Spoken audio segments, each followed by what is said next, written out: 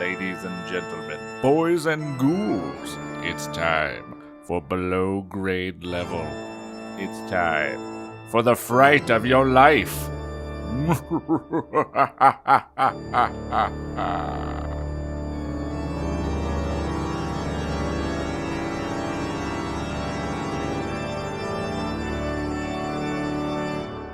Hello and welcome to Below Grade Level, the show where we take the books that we read as children and read them as adults and ruin them. I'm one of your hosts, Jonathan Eaton, and with me as always are Bekah Eaton. Hello. And Chris Zaleski. Hello. How are you guys doing? Pretty well. Good. Just fine. Good. Just fine. Good. Yeah. No one believes us, but That's fine. it's just a Yeah. thing that you say. You That have should just to be polite. Yeah, everyone just is like, I'm fine. It's fine. Our guest on today's episode is a brand new guest to this show, but he's been on our other shows before. But it's my brother, Jason Eaton. Hi. Hello. How's it going? Good, how are you? I'm thriving weirdly in all of this. Good. You're like, I don't have to see in some people? ways. Yeah, it's fantastic. No, I'm just getting a lot of stuff done that I've been putting off for years and years, and it's just very empowering to finally finish all of the 35mm family slide negatives. Oh my god. I don't know how you are... I don't know where you're getting, the motivation, because, that's what's lacking in me. It's because of my thumb surgery. Okay. If I wasn't doing that, I would be doing what led to the thumb surgery, which is constantly making shit nonstop. I don't know. I'm broken, and if I'm not productive, I'm like, the day is ruined. So it's a little bit of a nightmare. What does that feel like? That's what I'm wondering. It's exhausting. Because all I do is want to do things. I thought it felt normal. But You're I like don't that know, a man. lot, though, Jonathan. That's how I... Jonathan, that's how you I, are. No, I know. That's how I normally am. I feel like lately, since this bullshit pandemic thing went down, I don't... it's like an emotional thing. It's an emotional anxiety thing where I'm just there is a thing that paralyzes creatives with this whole... this whole thing has just been what's the fucking point? And It's because apparently I wasn't that creative before. our fight or flight impulse, instinct, whatever, is constantly being triggered and releasing all of those hormones into us, and we have nothing to do with it. We can't run and we can't fight. There's nothing to do. So we took the third option, which is nothing. Which is watch AKA television. drink. Yeah. It's called which puddling. is watch what it's watch What We Do in the Shadows again for literally the fourth time, which is where we are right now. And I have no problem publicly admitting that. It's fantastic. I mean, it's a wonderful show. So, slightly less important than Jason being one of our host brothers, he was on the Star Wars YouTube channel. Hey, The official one. It's fucking crazy. Yeah. Like, 20 people shit. didn't like it. I was I was shocked Did that you it get wasn't any more, but I comments was that were completely unhelpful, but just someone saying you look like a fag? There's a guy who's a modeler, and we all know him, and he's Canadian, but he can't stop talking about American politics. He's super conservative, he's super religious, hates gay people, hates ethnicities, a real catch. All around. Like Star Wars? He's single. Yeah, and then Star Trek, and I'm Well, Star it Trek's does have about the inclusiveness. Empire in it. Also, it's these like military the guys Empire. and these really Evil people close-minded, conservative people really gravitate towards these franchises because of the fascist element. Yeah, that's what I was gonna say. My And old they, boss, lock onto who that? I think he loved Star Wars, but he was like, I really identify with Darth Vader, and I was like, that's fucked up. Of fucking course you do. Yeah. I really like the subjugation elements of the story. Meanwhile, all the heroes in all of these get a bad rap. every single hero in every single one of these franchises is Antifa. I mean, whatever the fuck that is. I mean, come on. It's ridiculous. Anyway, so his comment was, lose those fruity glasses. Cool. Because I had because my, I was wearing red frames in that one. Oh my god. Mine currently? So flamboyant. Yeah, like my super gay glasses that I'm wearing. And of course I wrote back oh, Jim, I could kiss you. Because, because as our family motto it clearly states, fuck that guy. Yeah. So, and he just wouldn't give it a rest, and everybody reported it, and it kept getting erased, and then he came back as a sock puppet to tell me to lose them, and I'm like, now you're starting new accounts to tell me to like lose the glasses. Can you imagine how exhausting it is to live in that constant of a state of gay panic? Yeah, it really seems just. He's gonna catch it.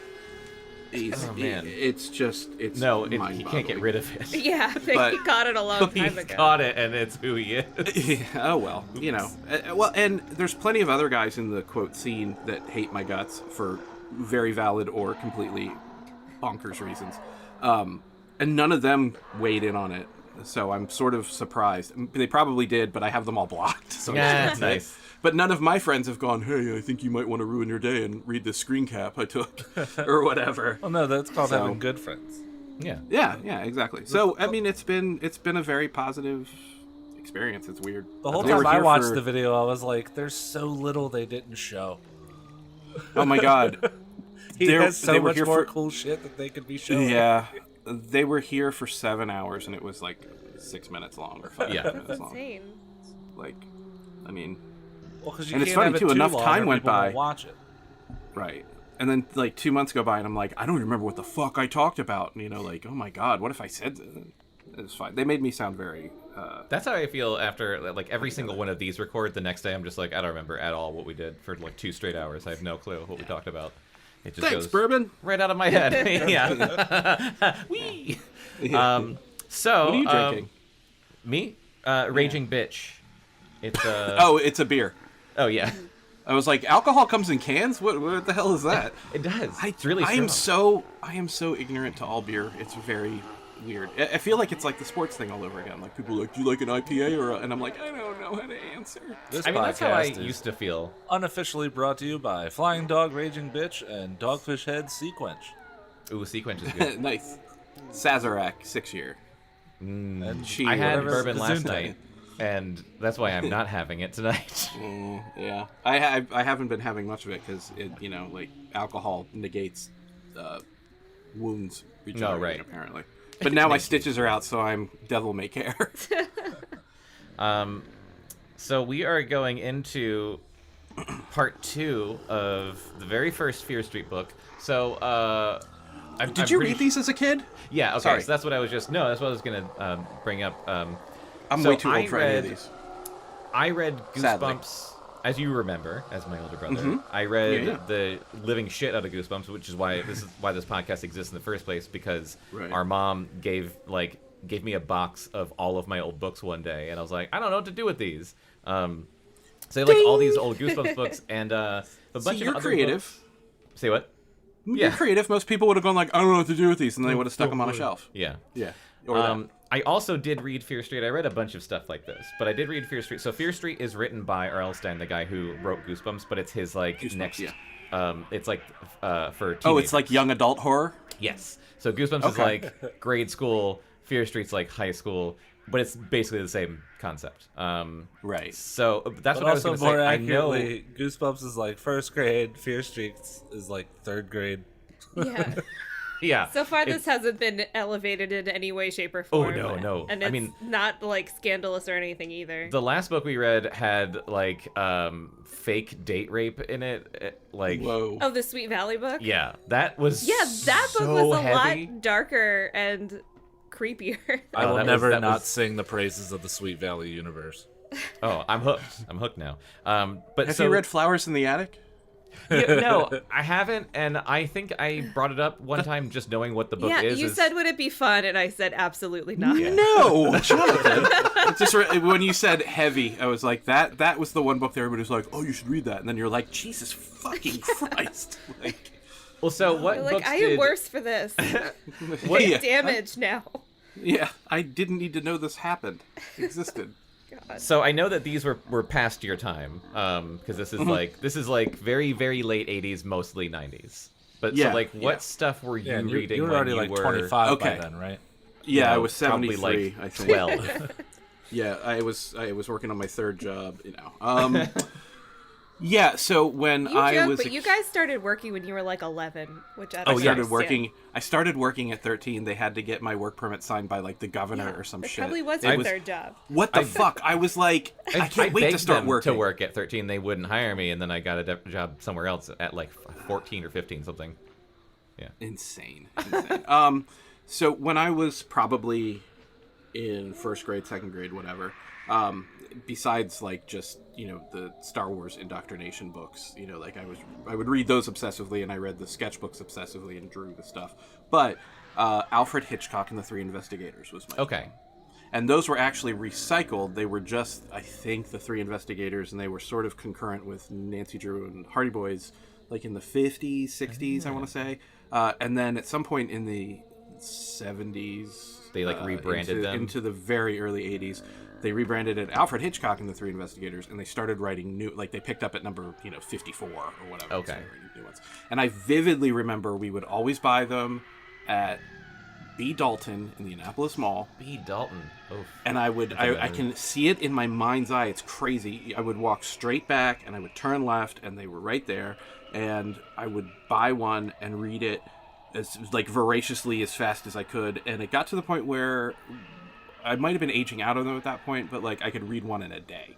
And I would just I guess I just did that all day. Yeah. And I remember our mom yelling at me to turn off the light because I'm gonna go blind or some shit when I was like reading at like 9:30 or 10. You know, she would make me go to bed. And Yeah. I'd be like, but I just want to read. You know, like I remember something Dalton. that parents would like cry with happiness about. Oh yeah. Yeah. But You're like actively staying away from like drugs and alcohol, and she's just like, stop reading. Well, those I mean, books." I was also in like 3rd or 4th grade. But yeah. Yeah, so you were I actively was- saying. Right. I was 6 months sober off the big league chew. Yeah.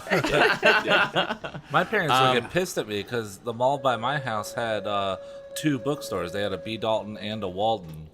Oh yeah. One Yeah, on each we had floor. Walden. we Also. we did too. Yeah. And it would take me like an hour and a half to find a book for them to buy me. Because they'd be like, all right, are you done yet? And I'd be like, well, we didn't check the other store. We should probably go check the other store before I decide. Yeah.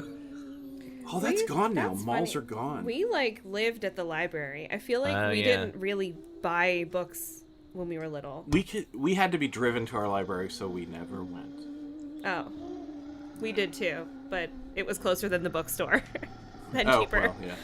I guess the bookstore was just an offshoot of us being at the mall shopping. Yeah, I was just gonna say, like, Yeah. I'm sure we were probably there for our mom to buy, like, something from the department store, because that's what I always remember. Shalimar, Garfinkel. Is like having parking outside of the department store, so that when we walked into parking the mall, outside we of Garfinkel so we could come through it. Yeah. Through it. every time. Yeah. and getting so bored that one time, me and our other brother Anthony, because our mom wasn't paying attention, we were at the makeup counter, and we made a perfect looking gigantic bruise like on my hand.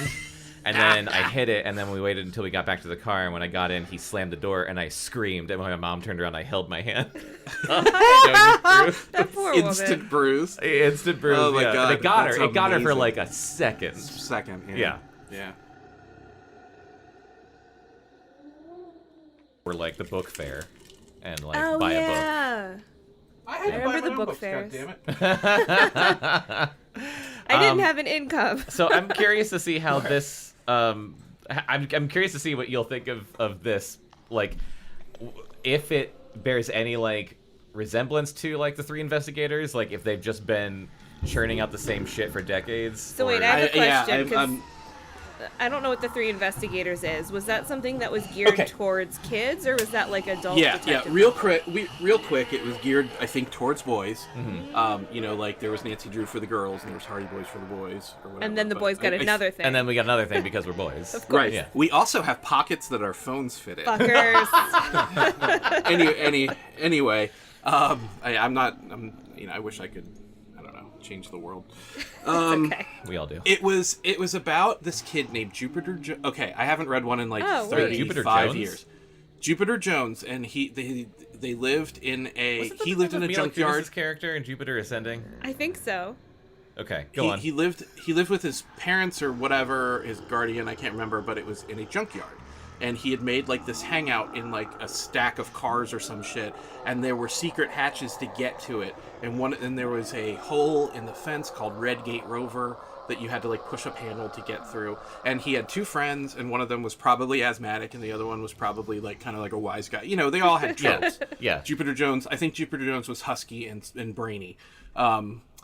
because those are never mutually exclusive. Yeah. Right. And they there would be trouble in town, like somebody stole a clock or some shit, and they would crack the case.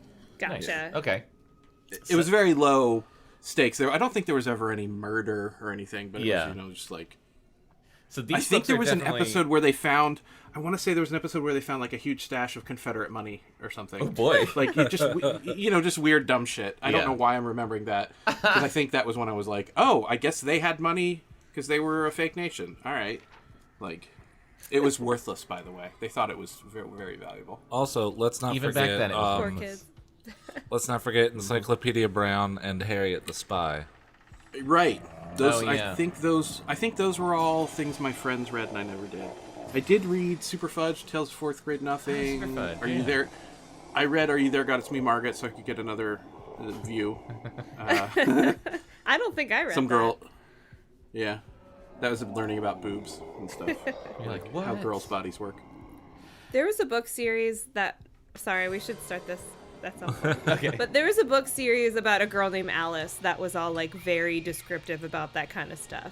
That was basically yeah, just you like a told me about manual that. for like how to use tampons and what boobs are. Yeah.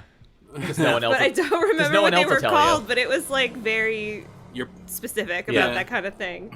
your religious parents aren't gonna shine a light on that. Yeah, Exactly. exactly. It's like, want to avoid having this conversation with your daughter? Just buy her these fucking books. All right, so getting back into Fear Street, we're about to start chapter 6, and so just to catch you, the listener, up, and Jason, who wasn't here the last time, here's what's happened last time on Fear Street.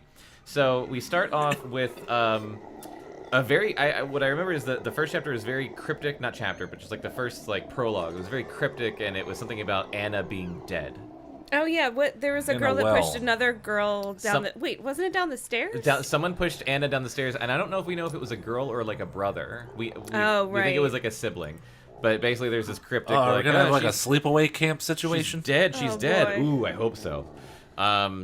So then we meet Corey, who is our main character. He's a gymnast in high school. He sees Anna in school and instantly is obsessed with her.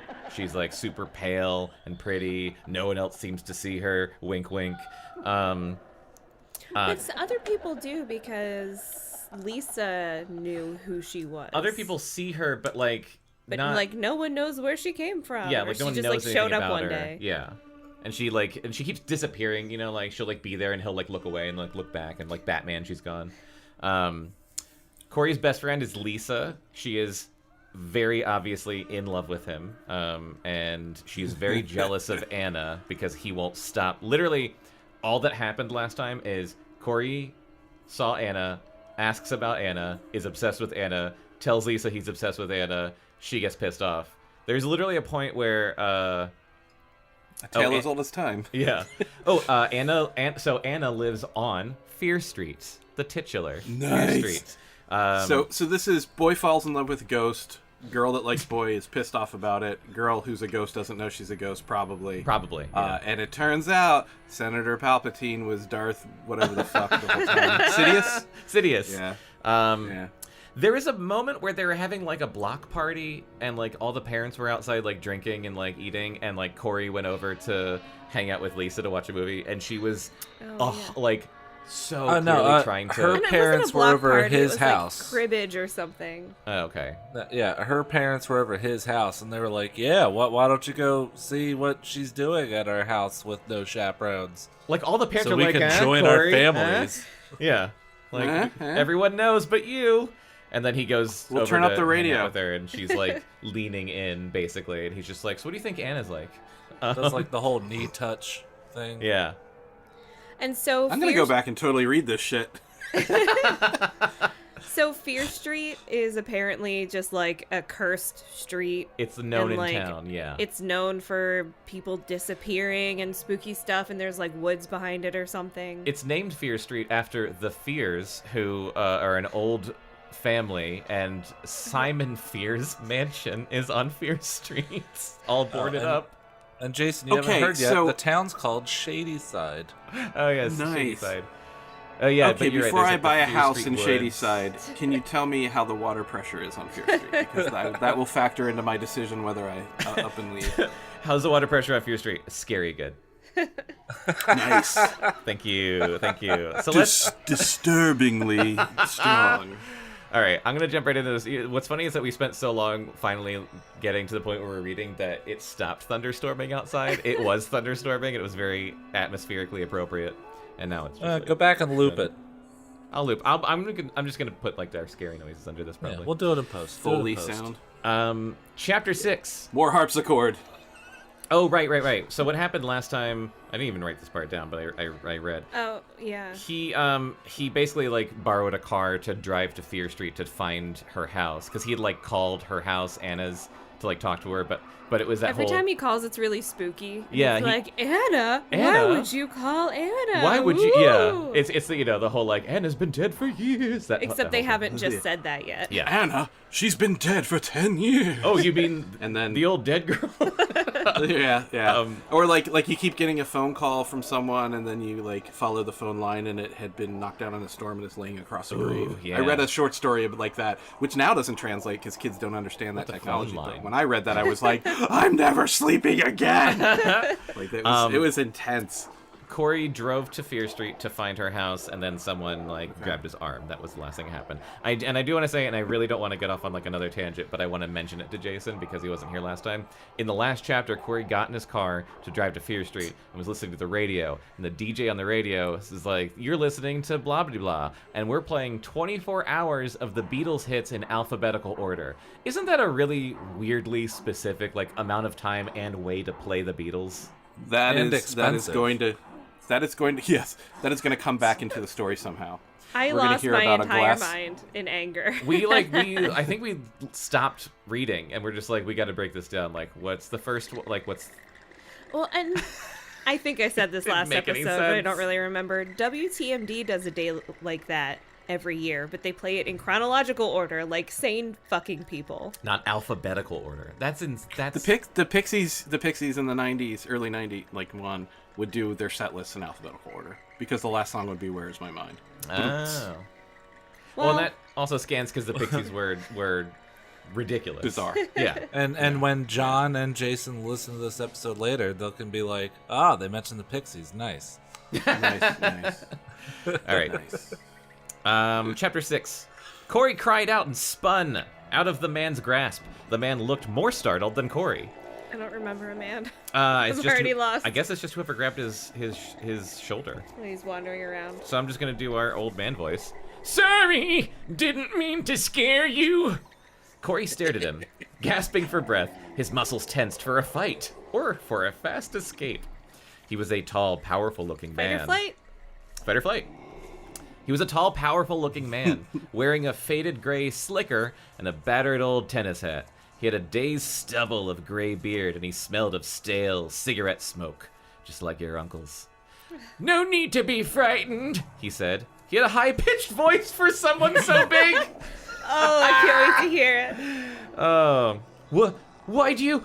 Corey was still too out of breath to talk. He backed up for another few steps, relaxing a little bit, but still eyeing the man warily. I saw you stop your car, the man said, pointing back in the direction of Corey's car. I live down the street. I was walking Voltaire. That's my dog.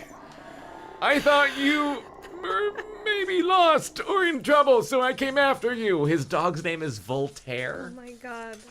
Oh, okay. So you are now reading on a second page a little bit. Yeah. Oh, If yeah. the Okay, sentence so doesn't you finish end, the sentence. Yes. Yeah, finish the Okay. sentence. Okay. All right. Good. I thought this was like one of those like I got the clerks. wrong year of the textbook and Oh. like I'm just gonna perpetually be off. No. Okay. Cool. Where's your dog? Corey asked suspiciously. The man frowned, seemingly annoyed by Corey's mistrust. Voltaire doesn't like strangers, he said slowly. He's very protective of his turf. I put him back in the house before I came to see if you needed help. Corey was beginning to breathe normally again, but he knew he couldn't relax his guard. His breathing should be more regulated because he's a gymnast. That's true. Agreed. There was something This is strange. bullshit. Yeah, call bullshit. There was something strange about this neighbor, not just his appearance, but in his menacing stare, the way he kept looking Corey up and down, his face tight, expressionless. Car breakdown? The man asked. No, Corey said. Then what are you doing out here? You lost?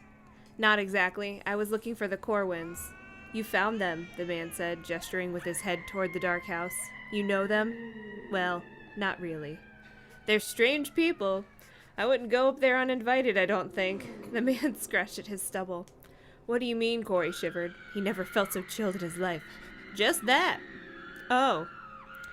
Sparkling conversation. Fascinating. Oh, you got a Bekah page. It's stood- been so long. This one's all dialogue, though.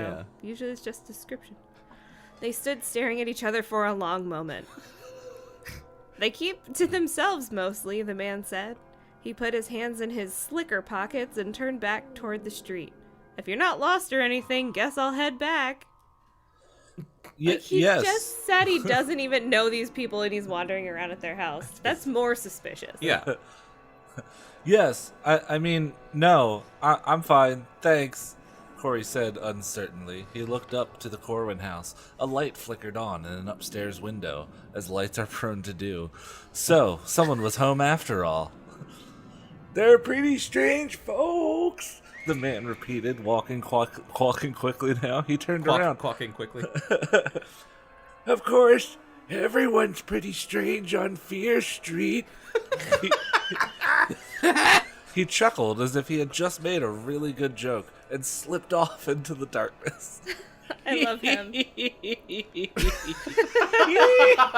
Oh, I hope he comes back. I can't wait to meet the dog named Voltaire. I want to know what his name is. Dante. Corey waited to make sure the man was really gone. Then he turned and headed slowly toward the car. He stopped and looked back to the house. The light was still on in the second floor room. All of that took up so much space on the page, and it floors me, because it wasn't important at all. Should he go up and knock on the door? He'd come this far. Why not be brave? Why not just do it? Act now. Think later. Why did he always have to go back and forth? Like an American. Think things out so carefully before he acted. Besides, he'd have something good to tell David about later. He imagined how his friend would make fun of him if he told him he just stood at the end of the drive and stared at the house, not even with a boombox in his hands. He'd probably hear about it for weeks. The jokes would never stop. Okay, Corey, go for it. He began jogging up the Corwin's driveway, as if to remind himself that he's an athlete. He jogged partly to get warm, partly because he knew he'd never go through with it if he didn't do it quickly. A gymnast learns he has to be aggressive, he told himself. He has to grab onto the rings and push himself where his body normally wouldn't go. Yeah, because you know the defining characteristic of all gymnasts is that they are aggressive. Yes. They're noted for their bravery. As a gymnast, Corey was quick and sure. But this wasn't gymnastics. This was life. He jumped onto the front porch, dodged past the overturned chair, slid on some long carpenter Is he nails just that like were parkouring up there? Yeah, like why didn't he like Yeah. vault over it? Because he's a got bobbing gymnast. and weaving. Yeah. Slid on some long carpenter nails that were scattered over the porch floor and nearly crashed right into the front door. He steadied So himself, graceful. leaning against the shingled front of the house, located the doorbell and, without hesitating, without giving himself a chance to back down, pushed it. I hope there was hard. bongo Hated. noises when he skidded on the nails. It was a slide whistle. And then boom, he was at the door. Oh, fuck, it's in the other room. Damn it. Yeah, we should all be prop comics with like noisemakers and stuff. Anyway, he didn't hear it ring inside the house, and he pushed it again. He straightened his sweatshirt, pushed back his hair with one hand. The bell didn't make a sound. It must be broken. He knocked lightly at first, then harder. Silence. He cleared his throat, practiced a smile, and knocked again. That's This time he insane. heard Yeah, this is footsteps. nuts. Yeah. Cleared his throat, practiced a smile. You know, like humans. And he knocked again. This time he heard footsteps, someone hurrying down a stairway. The door opened a crack. No light poured out. The house was dark inside. An eye stared out at Corey. The door opened a little wider. Two eyes stared suspiciously out. The porch light flickered on, casting a pale yellow glow on the porch and front lawn. A young man stood in the doorway. He had a very round face with puffy, round cheeks. His blue eyes were small and watery and set close to his bulby, rounded nose. Ugh, he's all flesh and blue. Ew. Despite the fact that he appeared to be quite young, in his early 20s most likely, his blonde hair was thinning, revealing a lot of forehead. He was Christ. very bad to look at. I was suffer tossed- from that Jack disease. It was tossed messily over his head. A rhinestone earring sparkled in one ear. The fuck? He stared at Corey for a long time without saying anything. Corey stared back uncomfortably, taking all of him in. Finally, he said, "Hi, I'm Corey Brooks. Is Anna home?" The young man's watery eyes grew wide. His mouth twitched once in surprise. Okay, I'm trying to think of what his voice should be, because this is a new person. Well, no. Read the sentence after the Oh, quote. shit, yeah. His voice, okay. Anna? What do you know about Anna? His voice was raspy, as if he had a bad sore throat. I go to Shady Side, too. Shady Side? What's Shady Side? The young man said, and then coughed for a long time. Holding tightly onto the front door, a wheezing smoker's cough. It's the high school, Corey said when the young man finally stopped coughing. He's young. He sounds Remember. awful. He's got a lot of city miles on him. I met Anna in school this week, and That's impossible! the man interrupted, hitting the door frame with his fist. He glared at Corey. His eyes seemed to glow red in the porch light. No, really. You didn't meet Anna in school. Anna isn't in school. Yes, she is, Corey insisted. You the one who called? Well, yes, Anna is dead. the young man rasped. Don't come here again. Anna is dead! That's all caps. All right. Bum, bum, bum. Chapter 7. He didn't remember driving home. He remembered staring into the young man's watery eyes. He remembered the long, awkward silence, the pain on the young man's face. He remembered the words. They repeated in his head over and over like a record stuck in the same groove. Anna is dead. Anna is dead. Every. Remix. Wicca, wicca. Anna is dead. Anna is dead. Fuck it. He remembered uttering some kind of apology. Sorry. That was it. That was all he could say. Sorry. How stupid. How meaningless. But It's almost like you acted first without thinking. Yes, like a gymnast would.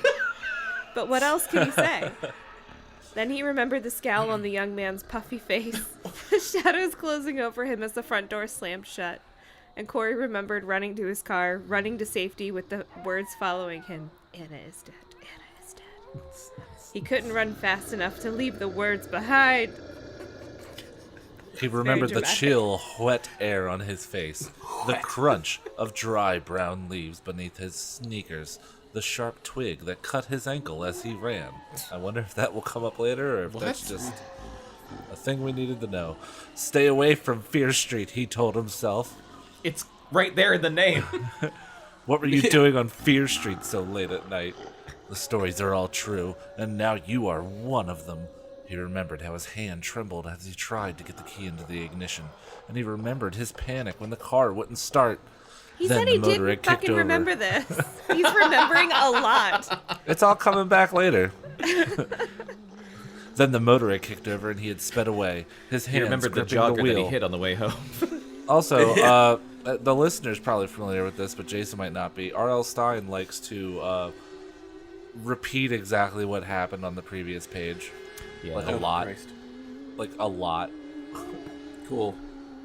This whole thing just reminds me of, I guess I forgot to put the fog lights in. And then, boom, he hits Flanders. Jesus Christ.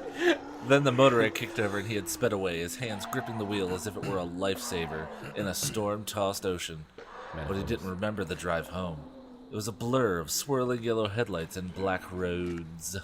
And he didn't remember sneaking back into the house. I want to know or what Beatles song was silently- on by the That's time what he I got was back just in. thinking too. Like, what were they up to? Was it They're one of the already ones booking where it they through that insinuate alphabet. Paul's dead? You mean all He of did- them? Oh. And he didn't remember. And he didn't remember sneaking back into the house, or silently tiptoeing up the stairs to his room, or getting undressed and climbing into bed. Oh my God. It's very Go descriptive through the for shit he rest of didn't his remember. Fucking night, beat by beat. He just remembered the young man's narrow, watery eyes. The pain in those eyes, pain mixed with hatred, and the words, "Hannah is dead! Hannah is dead!" He didn't fall asleep until after 4 a.m, and then it was a light sleep, a fitful sleep filled with floating faces he didn't recognize on tilting car headlights Alliteration. that sometimes seemed to be heading right at him, and sometimes seemed to shine right through him. On Monday morning, he skipped breakfast and hurried to school to look for Anna. He got there early, 20 minutes before the first bell would ring. You know, like when buses would show up. He waited by her locker. There were a few other kids down the hall. They seemed to be yawning at each other, leaning against their lockers as if they would fall over if they didn't. He tried opening Anna's locker, but the combination lock wouldn't budge. He sat cross-legged on the floor and waited. After a while, the corridor became noisy and crowded as kids arrived. Some of them said hi to Corey as they walked past. What are you doing down there?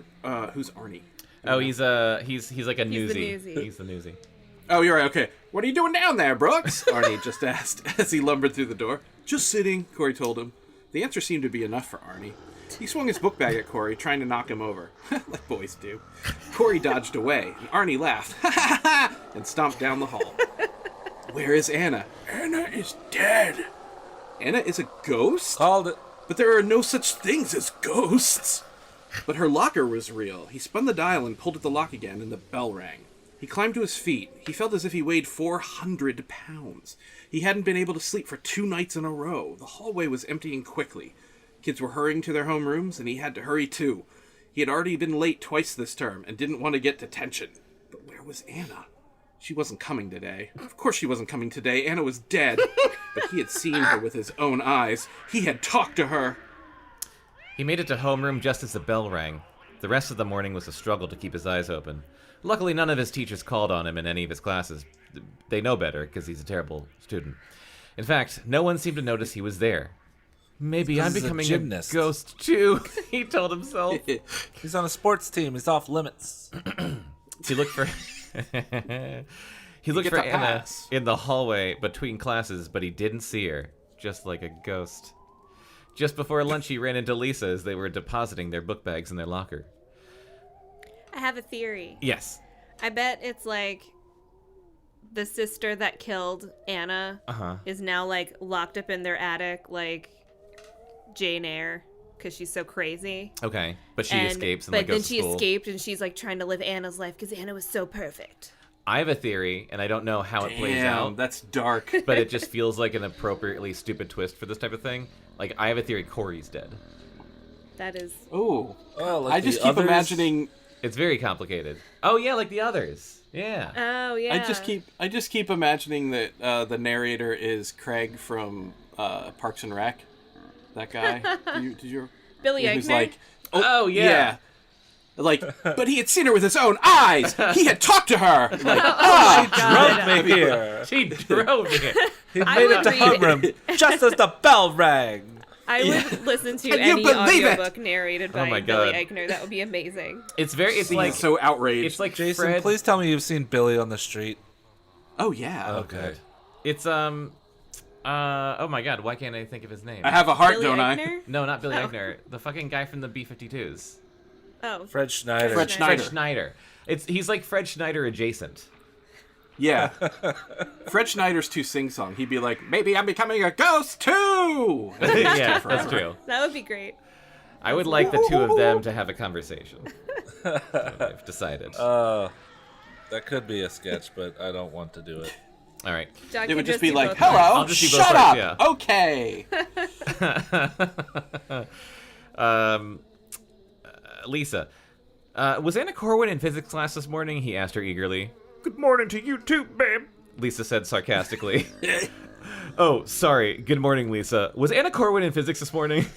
She angrily slammed her locker shut. No! Oh. Corey tossed his book back into his locker. He didn't see the annoyed look on Lisa's face or pick up on any of the other fucking hints that she had ever shown him in her entire life. She wants his dick. Then I guess she was absent. You're a real Sherlock Holmes, Lisa said, shaking her head. She jammed the lock shut and started to walk away. But then she changed her mind and came back to the locker because she just can't say no to him. What's your problem anyway, I babe? was hoping she would yell at him more. Problem? How did Lisa know he had a problem? Is he that unobservant? I don't know. Why are you acting so weird? I'm not acting weird. I just started to make some excuse, but then he decided to tell her. He had to tell someone, and she was his oldest friend, after all. As they walked down to the lunchroom, he told her about the rest of his Saturday night, starting with the alphabetical Beatles marathon. And Are you serious? I hope that the next page is all just her going like, "Oh, she's dead, good." Like now she's turning into the Target lady in my head. Oh my god, yeah, Target Lady. Candace. It's a real struggle for me to not do Lumpy Space Princess when I'm trying to do a Cher voice. Yeah, they're very close. He told her how he drove to Fear Street, how he knocked on the door, how the strange-looking young man told him Anna was dead. Lisa listened to the story in silence, her face drawn in a tight frown of disapproval. But when Corey finished talking, the anger disappeared, replaced by concern. Something's wrong here, she said softly, following him into the lunch line. A lot is wrong here, Corey exclaimed. I can't stop thinking about... I think you got the wrong house, she interrupted. She smiled, pleased with her idea. What are you talking about? That's it, you got the wrong house. You woke this guy up, so he decided to play a mean joke on you. Lisa watched for Corey's face to brighten, waited for him to realize that her theory was a good one. But his only reaction was a weary sigh. Get real, he muttered gloomily. I didn't have the wrong house. Fucking dick. You don't know for sure, she insisted. Lisa, you can do better. Right? She's in on it. Lisa. You don't know for sure, she insisted, although she could see this theory wasn't going to go over. What did you think you were doing anyway? She asked, poking him in the ribs the way she'd been doing it since they were kids. That was a weird sentence. Why are you driving to this girl's house in the middle of the night? Why are you looking for her all day? Why are you so obsessed with Anna Corwin? There are other girls in the world, you know. As we've all been trying to tell him. He didn't say anything. He seemed to be staring right past her. Corey, did you hear a word I said? Yeah, sure, he answered quickly, still not looking at her. You said the guy in the doorway was playing a mean joke on me. Hannah is dead. Some joke. Bye, Corey, babe. She gave him an exaggerated handshake and started to leave. What about lunch? Handshake? I'm not hungry anymore. Hey, you want to walk home after school? But also, if I could turn back time, we wouldn't have had this conversation, babe. Can't, he called to her. Monday's the day I work in the office. A lot of kids do What? clerical work after school in the office. It's just answering your what? But I got the night shift at the smelting plant. the office. I gotta put a guess- shift in down at the plant. What? The pay wasn't too bad and the work was easy, mostly dittoing and filing. What the You fuck want- is dittoing? Making copies. See, I You remember didn't have when dittos? I remember having dittos. I remember things being called dittos, but I never thought of that as a A verb. part of my brain just activated. I I forgot about know. that. Oh yeah. Yeah. Dittos were Did just you ever like see? sheets Did that you ever worked see the off of. machine?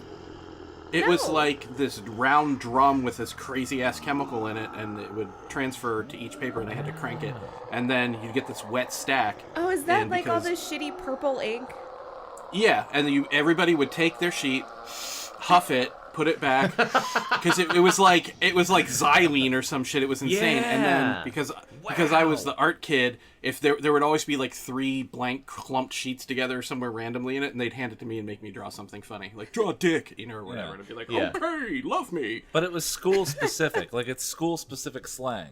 Like St. Mary's probably still has dittos. Well, It's it's just just shit. it's just dittos became copies, like from a Xerox machine, Yeah. and they just kept calling them dittos. Because Yeah. even in my school, really? when I was in public school, they were called dittos. Like, okay, But does, they were- but they does were everyone Xerox. have a ditto? Yeah. And, let's That's see. funny. Do-do-do-do. That's Where an was old I? school teacher refusing to. I haven't heard the word up. ditto in like 20 years. He That's watched her crazy. make I- her way through the crowded just- lunchroom to the double doorways that led to the hall, completely oblivious to the fact that she was a female. Why had she accused him of acting weird? She'd been acting pretty weird herself, he decided. So temperamental. Always so angry at him. Why? What had he done to her? Puberty. Nothing, Corey. You've done nothing to her, and that's the problem. Suddenly, an idea formed in his head. The office. Of course, why hadn't he thought of it before? The office. After school, Break in into the those office, he would be files. able to answer all his questions. He got out of the lunch line and started toward the door. He decided to go outside and get some air, maybe walk a bit. He wasn't feeling hungry either. Corey's fingers were purple. They always were after he used the Ditto machine, as Jason just explained. And the purple Yes, stayed fucking- on for days. Why do schools still use these ridiculous old-fashioned machines, he wondered. He said You never that? saw Ditto machine. He said that. Yeah. So I guess they were old. It's funny. Like, they that- so they were old They were then. old even then. That's Yeah. crazy. Yeah. Yeah. That's crazy. That's You never. It's interesting though because I have a couple Dittos from Grandpa's files, like NSA shit, and it's probably from the 70s. It's probably from like the. I remember Dittos in the 70s. It might be as old as the 60s. That's nuts. It was weird. I'm gonna totally Google that dumb shit. Yeah, like when was Xerox invented? Xerox Park? I want to say 74. Shit, that's so dumb to know. I don't know. Also, at the same point in every time we record this, right when I'm in the middle of a page, my brother texted me. Right on time. right on time. Yeah, spooky. You should move to Fear Street. You already never saw there, Ditto man. machines anywhere else but in schools. He finished dittoing the announcement about the faculty blood drive. He had other Ditto to run off before his office chores Drink were every finished. time he says ditto. Yeah, right? Ditto. Moving more quietly and sneakily than he really needed to. Because he's high. He took 2 edibles and moved more quietly and sneakily than he really needed to. And then he made his way to the door of the inner office and peered in. The room was empty. He had overheard that Mr. Sewell, Sewell. the principal, Sewell. Mr. Sewell, the principal, had left early with a toothache, and one of the secretaries was out sick! That only left Miss Markins, who was busily typing away in the outer reception area. The coast was clear, and he would probably stay clear. He slipped into the inner office and pulled the door nearly shut. His hand went for the light switch, but then he realized it might be a bad idea. Miss Markins was sure to notice it. She was known for noticing light. He crept over to the principal's desk in the center of the small office. Framed photographs of Mr. Sewell's 2 sons seemed to stare at him disapprovingly. Corey walked silently around the desk to get to the object of his search. Against the back wall were the gray filing cabinets. They contained the permanent records of every student at Shadyside. These were the sacred permanent records, the secret files you could make a success in the world or destroy your life forever. At least, high that's school? what most What? Shadyside High students were led to believe. I'm sorry, but this will have to go on your permanent record. If a teacher or Mr. Sewell ever said that to you, you knew you were doomed forever. What a lie. Whatever it was, whatever crime you had committed, whatever error you had made would follow you for the rest of your life. There it would be in your permanent record. Corey ran his hands over the first. In all the resumes I've had to read in the last year, I've seen a lot of people put their high school GPA on there, and I'm just like, come on. Are you no, kidding? No one cares. Why? Who would ever care about that? I No one cares, man. barely Those care fools. about your college GPA. I'm so old that like the first 12 jobs I had aren't even fucking like worth mentioning. Yeah. It's like, Jesus, who gives a shit? No So one. they didn't have electricity in your first 12 jobs. Right, exactly. Fucker. Corey ran his hand over the first row of file drawers, quickly scanning the little identification cards in the front. Just being in the same room with the permanent records made him nervous. The fact that he had no business in there and that he'd have to do some fast explaining if he were caught made him so nervous. So nervous. Is he gonna talk like that? He could barely read the ID cards. He stopped his search for a second and held his breath and listened. Miss Markins was still typing away. Phew. He allowed himself to breathe once again. And it sounded like this. But he had to be careful because he had those highly acute, unmarried ears. I'm just picturing that she's like a velociraptor or something with like extra sensitive like hearing and like sight. Oh, I am envisioning the secretary from Ferris Bueller. Ah. Like, no, Ed, it makes you look like a whatever. He holds the phone up to her and she's like, oh. Just a second. 9 times. I can't believe I'm doing this. What am I doing in here? He asked himself, stooping low and pulling out a long file drawer on the bottom row. He knew the answer to that question because he had decided to do this thing. He was going to take a look at Anna Corwin's permanent record. Did you read the last couple pages, or are you just jumping in right here? Because that's what's going on. He was going to find out the truth about her. He was going to find out everything he could about her. You know, like a stalker. His fingers sifted quickly through the files. He knew this wasn't right. He knew it was crazy behavior. He knew he never did things like this, at least before Anna. He never did things like this. Footsteps. He took a deep breath. He listened for her typing, but it had stopped. He dived under Mr. Sewell's desk just as she entered the room. Safe, he told himself. Or was he? Had she heard him in there? He almost cried out. He had left the file drawer open. If she saw it, she'd know he'd been in there. She stood behind the desk. Her legs were 3 inches from his face. Ooh! For a second, he imagined reaching out and grabbing her knees just to see how loud she'd scream. Just for a laugh. That's assault, brother. A last laugh before they took him away. Yeah. Suspended him forever. Put it all in his permanent record. Hot. He held his breath. It seemed as if he'd been holding it ever since he sneaked into the office. She was leaning over the desk, writing something, leaving a note for Mr. Sewell, most likely. I can't believe I'm sitting here under Mr. Sewell's desk, he told himself silently. But Anna's face flashed into his mind again, and he heard the words of the strange young man at the doorway of her house, and he remembered why he was there. She just remembered 10 seconds ago, also. Miss Markins finished her note and walked out of the office without noticing the open file drawer. As soon as he heard her resume her typing... breath on her knees. Yeah. Corey darted out from under the desk and returned to the file drawer, moving his hands quickly through the C's. What would Anna's file tell him? What truths would it reveal about this beautiful girl who had so completely taken over his thoughts? Cornerman. His hands Corn! quickly. Corn! Corn? Is someone's last name just Corn? Is that what this is implying? Hi, I'm Bob Corn. Gary Corn. Oh, really? I'm Are you Bob a farmer? What do you plant? Potatoes. His hands moved quickly, Maize. pushing the files back. At last, Maize. Cornwall, Corwood, Corwith. Why are there so many corn Wait a names? minute. I know, how many kids fucking go to Corn this school? Williber. Cornwallis. Cornwallis. Cordington. Alright, so just to explain to Jason real quick, when there's pages like this, we just keep going to the next one when there's that little on one page. Page Me? hog. Okay.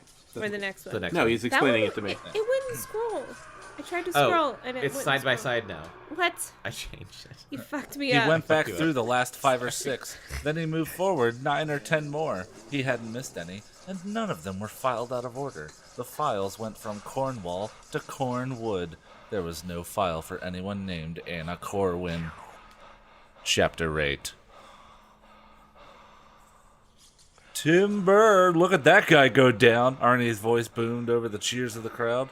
He's too tall, David cried. He's 7 feet tall, and he's just a freshman. He's still growing, Arnie added. I don't remember what any of the voices are. They looked over at Corey, who was staring straight across the gymnasium. Hey, Brooks, Earth calling Brooks, David shouted right in his ear, but Corey didn't respond. The Shady Side cheerleaders did a quick routine during the timeout. Then the basketball game resumed. It wasn't much of a game. Westerville, with its 7-foot freshman center, was running the Shady Side Cougars off the floor. Their only consolation is that he wouldn't live long due to his enlarged heart. They have only one play. Toss it to the big guy, David observed. I'd like to toss it to that cheerleader on the end. And by it, I mean my dick. Wait, Arnie who said shouted that? loud enough for half the auditorium to hear. Oh man, what a fox! David and Arnie both waited for Corey to add his opinion, but he didn't say anything. He looked at them as he seen them for the first time. Good game, huh?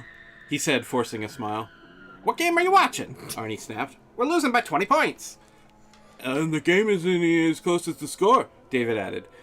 He and Arnie burst into riotous laughter, slapping each other high-five. Yoke. Yeah.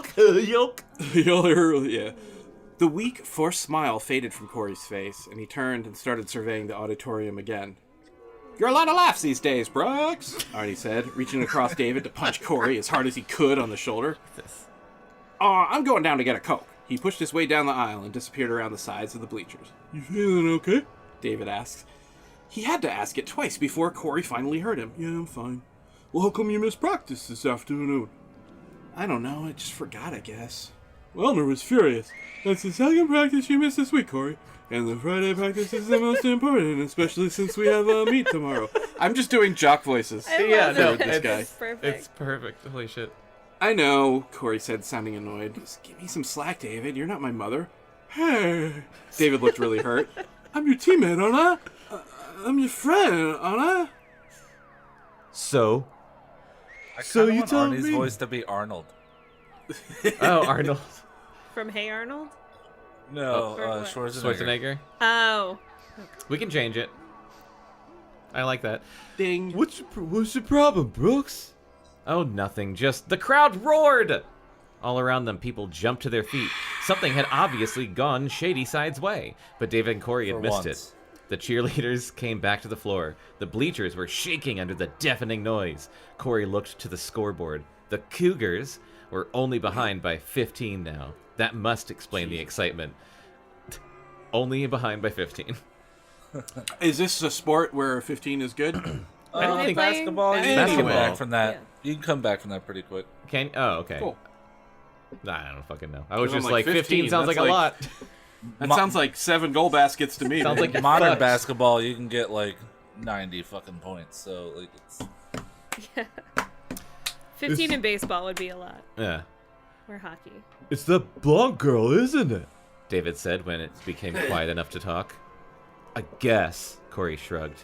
He didn't really want to get into any big discussion with David. David had a hard time this with sounds large like words. A real big discussion. He felt bad.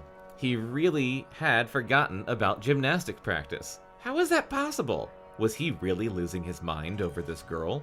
Yes, he was. You going out with her? David asked. I haven't seen her, Corey said, looking across the basketball floor. What? You heard me. I haven't seen her all week. I looked for her every day, like a stalker, but she hasn't been in school. And that's why you were acting like a zombie?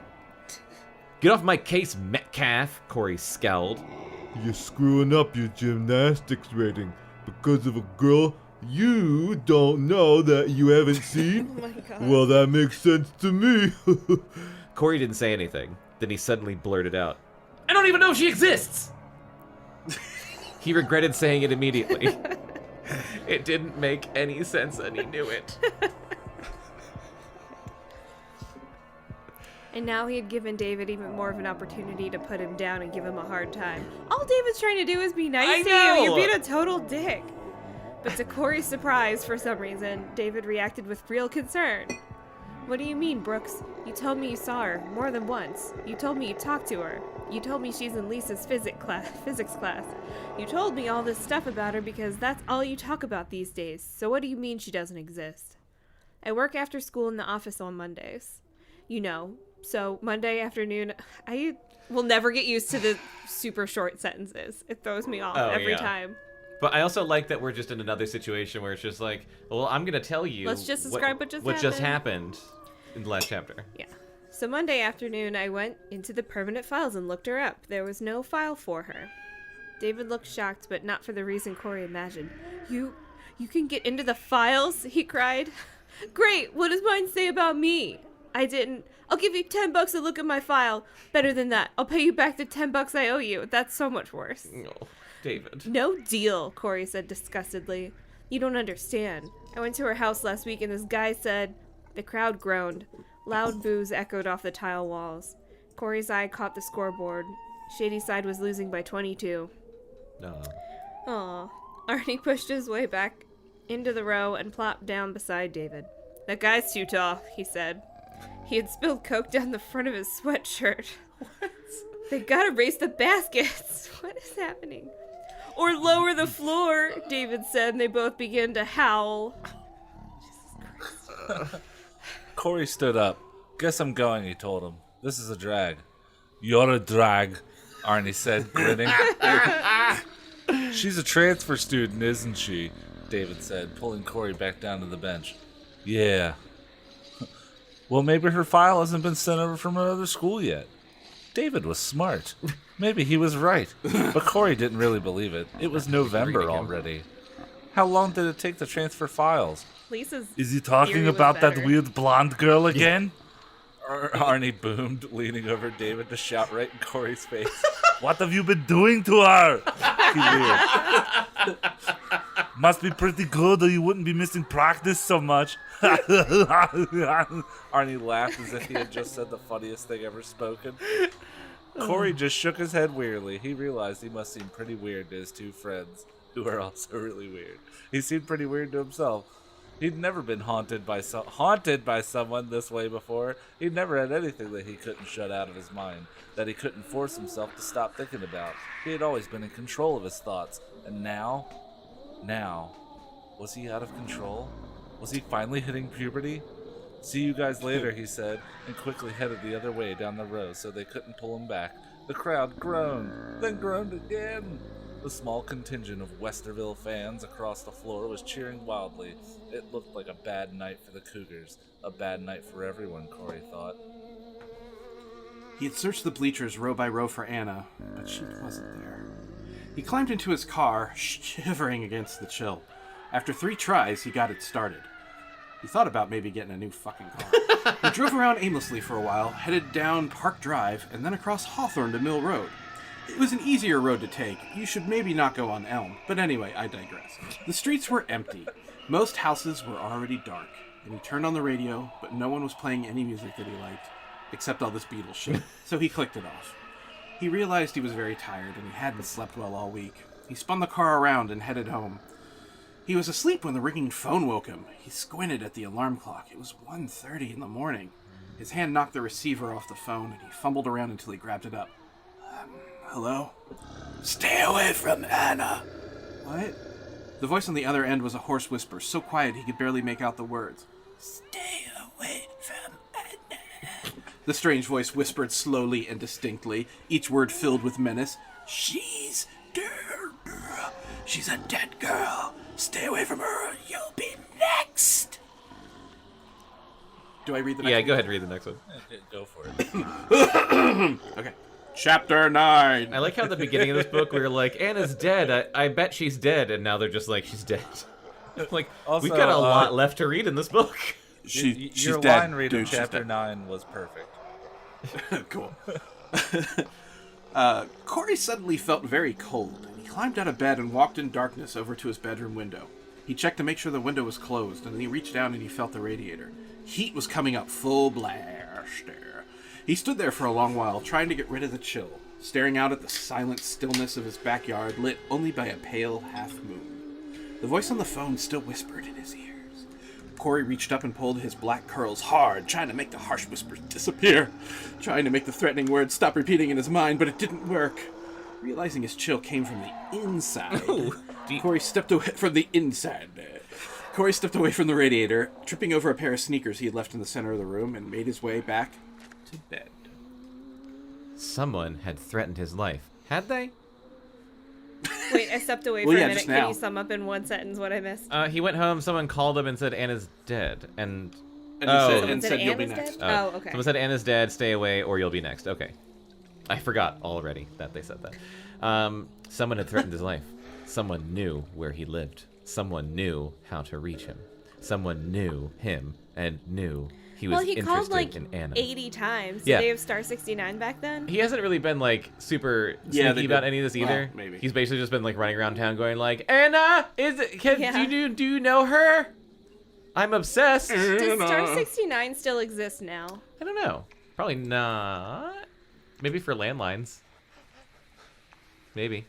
I was thinking about that the other day. Someone wanted to make sure he stayed away from Anna. But who? Was it one of his friends playing a joke? No. This was no joke. This was for real.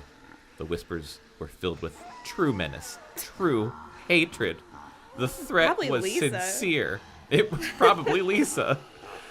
Stay away from Anna or you'll be dead too. Who was it? The strange, puffy-cheeked young man who answered the Corwin's door? That was so strange looking with his watery eyes and his big round features that were weird? Maybe. It was the kindly old innkeeper. It was Old Man Jenkins who runs the amusement park. It was hard to tell from whispers. Hard to tell if it was a man or a woman. Corey closed his eyes tight and he tried to drive the whispers from his mind. He felt a little warmer now, but he was still far from sleep. He turned onto his side, and then he slid over onto his other side, and then he tried sleeping on his stomach, and then he tried on his back, and then he tried putting a pillow between his legs. He tried his other side again. He tried flipping I feel from... attacked. Yeah, it's like both of us last night. We both had insomnia. Oh, boy. For some reason, he found You himself... should probably take some melanin. For some reason, Melatonin. he found himself thinking about the strange neighbor who had stopped him that night on Fear Street. He had been thinking about the man all week. I can't get over the fact that, like, the street's called Fear Street and no one is ever just like, that's fucked up. Like, Well, that street's called Fear Street. I mean, Let's just rename it. I think it's weirder that it's well known that so many fucked up things happen, like disappearances. Yeah. But Why are there so many killings on Murder Street? Yeah. like, just imagine if there was a street in our neighborhood where people kept disappearing and there were just like ghosty sounds and horrible things. Wouldn't you fucking move away? Wouldn't you move away? Or, But also, like- but double down, like, also, Like, that call the street's called police? Fear Street. That's Like when nuts. most It would be buildings like don't Miracle have a on 13th 30 floor just to make sure. Yeah. Yeah. It would be Why like would Miracle they? on 34th Street, but at Halloween it would be bananas. Like they could really spin it. All right, Aw, man, yeah. I miss trick-or-treating. Blah, blah, blah, blah, blah, Fear Street. He had been thinking about that man all week, picturing his worn gray slicker, his stubbled face, the menacing way he had stared at Corey, the fact that his dog's name was Voltaire. He said he was a neighbor, but why was he directly outside the Corwins' house so late at night? He had claimed to be walking his dog, Voltaire, but Corey had seen no dog. He had not seen Voltaire. And why had the man... Because Voltaire's gonna tear him up. Like, he's probably a scary. He said he was territorial. Yeah. And why had the man warned Corey to stay away from the Corwins? Was he... What's Voltaire's voice going to be, Jonathan? I don't know. Gilbert Gottfried. I'm Voltaire! Bark! Bark! Bark! And why... Give me liberty or give me death. And why had the man warned Corey to stay away from the Corwins? Was he warning Corey or threatening him? There's too many... I only just ORs. realized how dumb it is that his name's Corey and her last name's Corwin. Corey, Corwin, warning Corey. Warning Corey. Tongue twister. Corey forced the man's face out of his mind, and he decided to think about Anna instead, and then masturbate. Those clear blue eyes, bright as a doll's, the dramatically red lips on the eyes. pale ivory skin. Dead. Black like a doll's eye. Oh, that's you. Sorry. I was How just keeping dare it. I was you. just keeping it. Can have it. He remembered the dream where she was kissing him again and again. The wet dream. The phone rang. Ew. He was still wide awake, but Puberty. it startled him, making him jump straight out of bed. He picked up the receiver at the beginning of the second ring. Hello? The word came out choked and dry. Corey, is that you? A tiny voice, very faint. Yes. His heart was pounding so hard he could barely get a word out. Can you help me, Corey? He had spoken to her only once, but he recognized her soft, almost childlike voice. It's me, Anna. Anna Corwin. Oh no. I fucked up.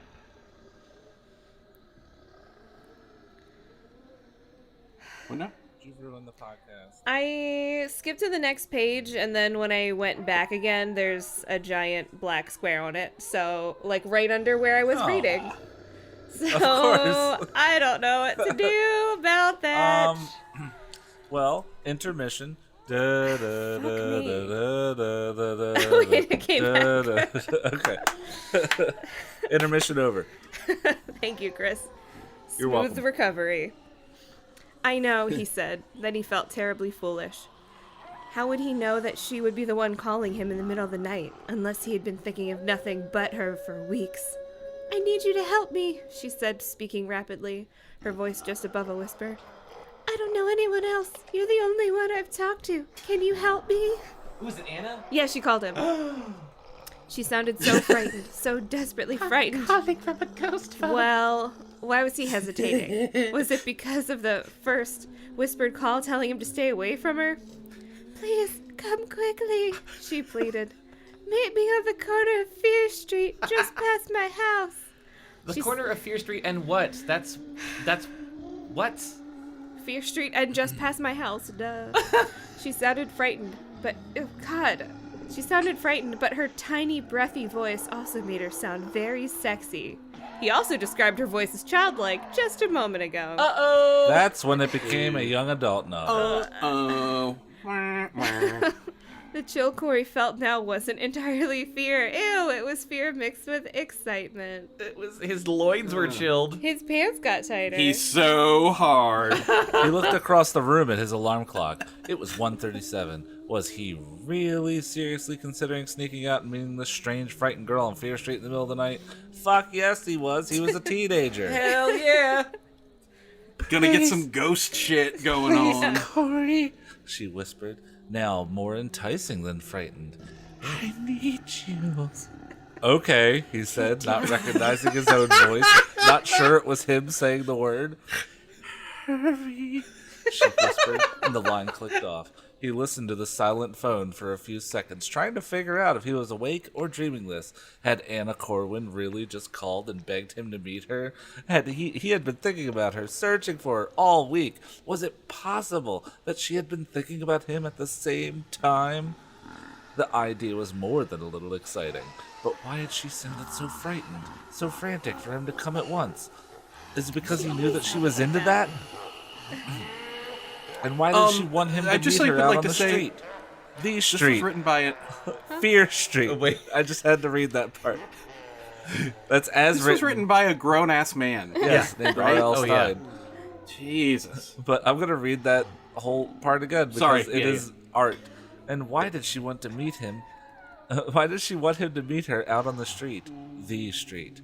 Fear Street. Da, da, da, da.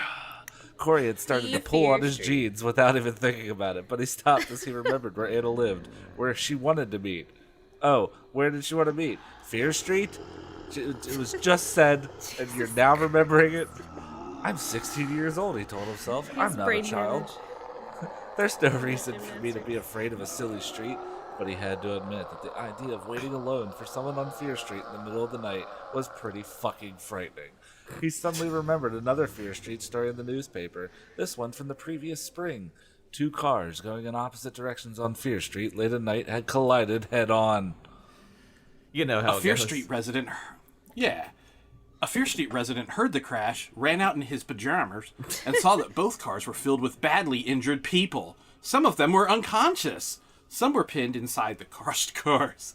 And he ran back into his house and called the police. The police arrived less than 10 minutes later, and they found the cars crushed together in the middle of the street. But both cars were empty. There was I'd rather read that. I know, that sounds better than this bullshit. there was dark blood on the seats and blood on the street. Which street? Blood on the seats, blood on the street. Fear Street. But all the passengers had disappeared without a trace, and no stumbled- sign of them was ever found. That reminds me, like, 6. I stumbled into something really weird and similar-ish to that one time when I was driving to work. I was taking a shortcut, and there's just, like, a little residential side street, and I turned onto it, and I saw a car in the other lane, like the oncoming lane. The front of the car was fucking completely totaled and smashed. And then on the right side, there was a parked car that was totaled and smashed. And there was just a guy sitting there just like staring straight forward in the car in the oncoming. I told you about this. Yeah, it rings a bell, but it's still it weird. was so, but like I stopped and I got out and I looked at the car on my side of the street and there was no one in it. And then I looked in his car and I just said like, hey, are you okay? Do you need me to call anyone? He was just like, no, I'm okay. Like, no, I'm fine. Fuck. I'm just like, okay. And then you turned around and And you I looked at the just got street back in sign, the car and drove away. I'm like, and it said Fear Street. I don't, Fear Street. like, he smashed, like, I don't know. The logistics are hard to explain on a podcast, but it was like the car parked to my right was smashed in the parked spot, like parallel parked on the side of the street. Okay. His car was in the oncoming traffic lane in the normal lane. Like, did he just drive headfirst across into a parked car and then back into his lane again? And then is just, like, sitting there shell-shocked? Possibly. Like, he wasn't on his phone or anything. He was just sitting was there. And I probably was his like, ex's I'm car. gonna leave. It was weird. Anyway, Yeah, it's probably an ex-girlfriend's car. it's a lot of effort. No. I'm fine. Yeah, I'm Everything's fine. fine. I'm I great. totally didn't do that on Yeah, purpose. that's what that bitch gets. But that's all. All right. Where were we? There was dark blood on the seats, blood on the street. But all the passengers had disappeared without a trace. Blood. No sign of them was ever found. 6 people, 6 injured people who had been trapped inside of 2 cars vanished in less than 10 minutes. That's a lot of Corey numbers. finished getting dressed, and he knew he had no choice. He had to go. He had to go to her. She needed him. Sneaking down the steps of the front hallway, he tripped in the darkness and nearly fell. He is pretty fucking clumsy for a gymnast. Why did they just make him a tennis player or something? You know why Or though? nothing. Here's why. It's because he doesn't have all that like white shit on his hands, so he doesn't have. He just can't yeah. function. So he's just slipping all It's the time. also slippery. He needs Whoa! the chalk. Woo! He grabbed the banister and steadied himself, and hoping his parents hadn't heard. Taking a deep breath, he continued down the stairs. You can do it, kid. He groped around don't until he think he found the can. car keys on the counter in the... Yeah. He groped around until he found the car keys on the counter in the entranceway, and he silently let himself out of the house. All the white zipped shit his- that's on his hands is just like cocaine, and when he doesn't have it, he's delirious and sees like, them as "Ugh." ghosts. All right. He zipped his down jacket against the cold and jogged to the car, because he's very sporty, you see. He put the car in neutral and let it glide down the drive. That's on the gravel. Then he started it in the street, as far from the house as he could get. Remember, his car's a piece of shit. I was thinking, like, you idiot. Like, it doesn't matter how much noise you make on the steps. Like, they're going to hear your car. But then that happened. I was like, oh, okay, touche. The most intelligent thing he's Getting done so pretty far. good at sneaking around, he told himself. Why am I doing this? Oh, my God. Anna is in trouble. Jonathan, He you've turned never down Mill pushed a Road car and in headed neutral south down the towards street? Fear Street. Not to sneak away. To jumpstart it. He turned down Mill Road and headed, south towards Fear Street. Fear Street. I said that! Clouds had covered the moon, God. and the street lamps cast only dim light on this narrow, old street. Fear Street. He put on the brights just in time to see a large, gray animal scamper out onto the highway. Whump. There wasn't time to slow down. He killed an animal. What? A single bump. no. Oh, Voltaire! A single bump told him he had run over. Not Voltaire. Fucking kidding me? I don't know. We'll get there. He Guess looked he in the, didn't get Liberty. he looked in the rearview Oh, mirror, Voltaire. but couldn't. You idiots. Voltaire's the ghost. It's Voltaire. He's been a ghost all along. And Voltaire the whole time. He looked in the rearview mirror, but couldn't see anything. He slowed for a few seconds and then decided to keep going. Nothing he could do about it now. He suddenly felt sick. What was it anyway? A raccoon? A badger? It's too big to be a rabbit. Badger? It might have been an opossum. He wondered if it was stuck to his tire? I think you'd hear it. Ugh. He Flapping forced himself to around. think about Anna instead. All this thinking about hitting and killing an animal was really killing his boner. There were no other cars on Mill Road. Anna. He passed a few trucks going the other way, their headlights causing him to squint and look away. He was bad at driving at night. A swirling wind seemed to come up the moment he turned onto Fear Street. The wind pressed against the front of the car. The car held back as if it didn't want to go in there, just like in Clue.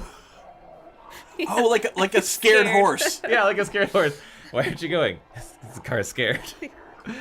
The inside of the windshield had steamed up and he struggled to see because he was breathing so hard. He slowed down as he passed Simon Fear's burned-out mansion. Bare trees rattled and creaked in the wind, their low branches scraping at one another. He stopped and wiped the windshield with a rag he found in the glove compartment.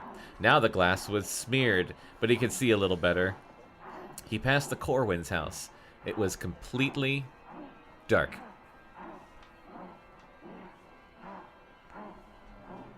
He stopped and stared at it, looking for any sign of life, but there was none. Had the call been someone playing a joke? Had he driven here for nothing? No, it was Anna. He recognized her voice, and she sounded too frightened for it to be a joke. He pulled to the curb at the corner. The wind rushed through the trees. Leaves swirled and scattered over the street. He turned off the lights, but left the engine running. Maybe I should get out of the car, he told himself. She might not be able to find me if I stay in here. But then he remembered his last visit to Fear Street, the strange neighbor, the animal howls, and he decided to wait inside the car. He switched off the engine. Then he switched it on again. I'll play the radio. At least it'll drown out the dreadful wailing of the wind. That's in quotes. That's what he said to himself. He said that out loud. Yes. But then he remembered that it might drain the battery. Jesus Christ. He didn't want to be stuck at 2 in the morning on Fear Street with a car that wouldn't start. Get your shit together, Turn Corey. the engine off again. The passenger door swung open. He started to scream. Keep going. Okay. Chapter 10. Anna! Hi, Corey, she whispered shyly, sliding next to him on the front seat. She was wrapped in an old-fashioned lacy gray shawl.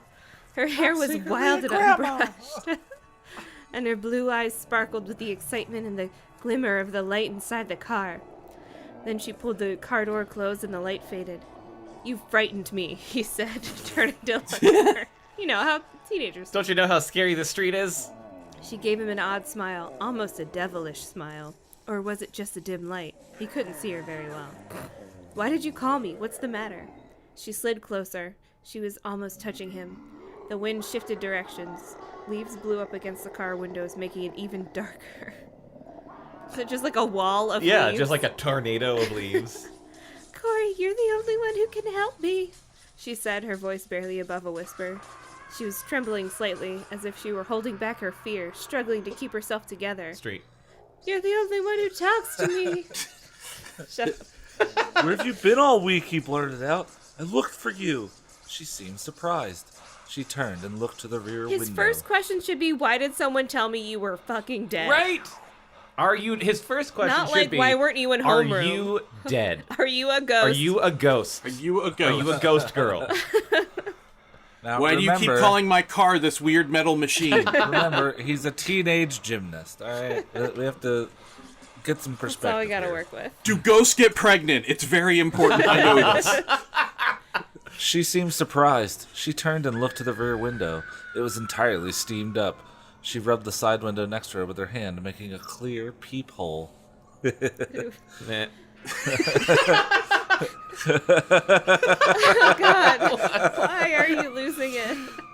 It's 'cause it's just a dumb word that has a lot of weight to it that it doesn't need in a YA novel written by R.L. fucking Stine.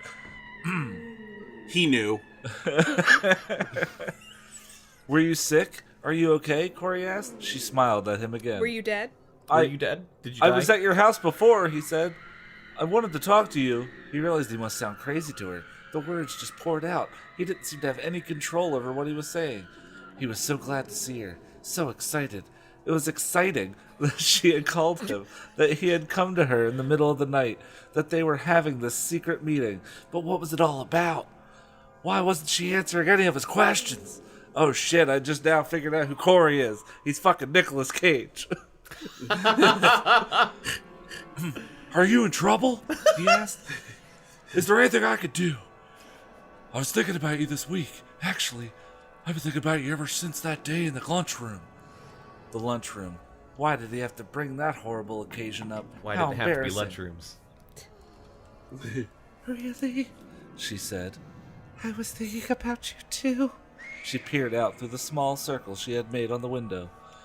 Is someone following you? He asked. Is someone out there? She shook her head. I don't know. Your family said they told me you were... Oh no, here he was again blurting it out. Why couldn't he control himself? Why was he talking so crazily? He hated being so out of control. As a gymnast, he practiced keeping every muscle in control, and now he couldn't even control his mouth. I just need to know if you're real, he heard himself saying. The words seemed to surprise her. A smile slowly spread over her face. A sly smile. I'm real. She whispered, staring.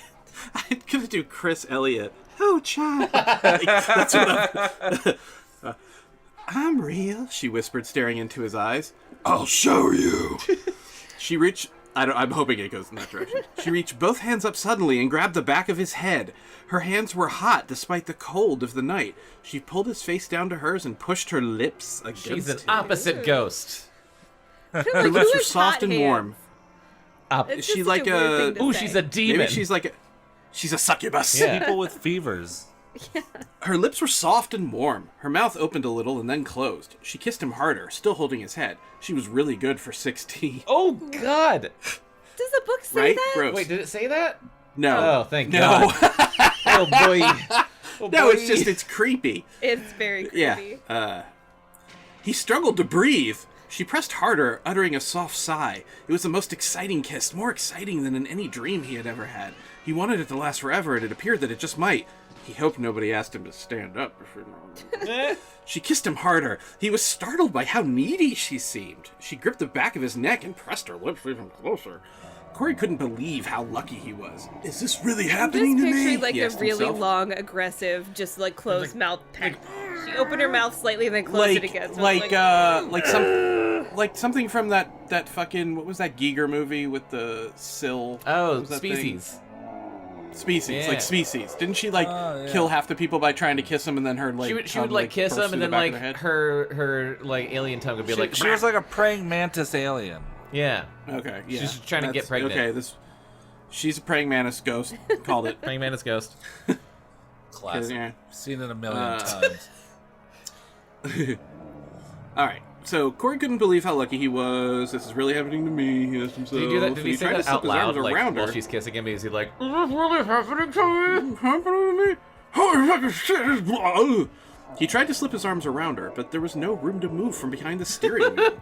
She kissed him, pushing her lips at his until the kiss really hurt. What?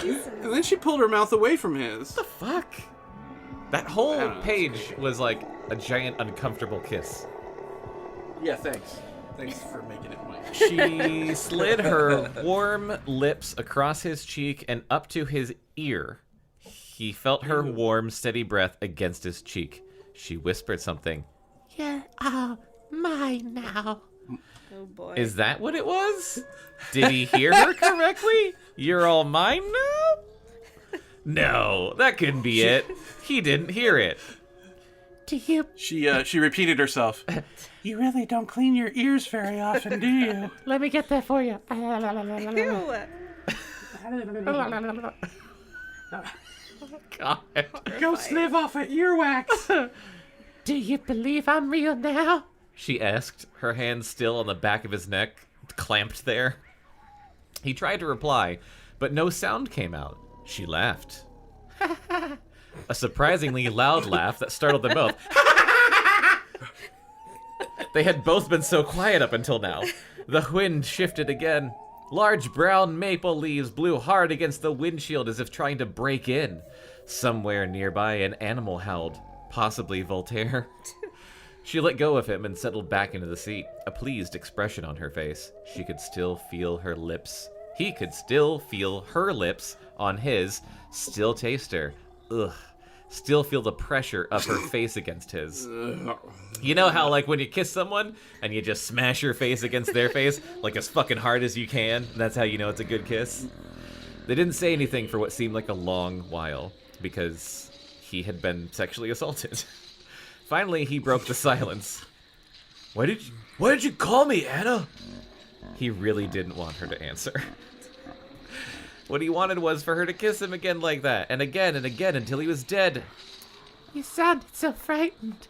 He said. Oh, you sounded so frightened, he said, reaching for her hand, but not Are you finding making it. fun of me? She replied.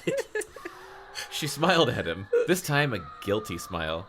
I just couldn't find her hand. Yeah, he couldn't find. Was he just like? Where is it? Where'd you go? She smiled at him, this time a guilty smile. I just wanted to see if you'd come. She said. She looked away. She started rubbing a fresh peephole in the window. You weren't in trouble?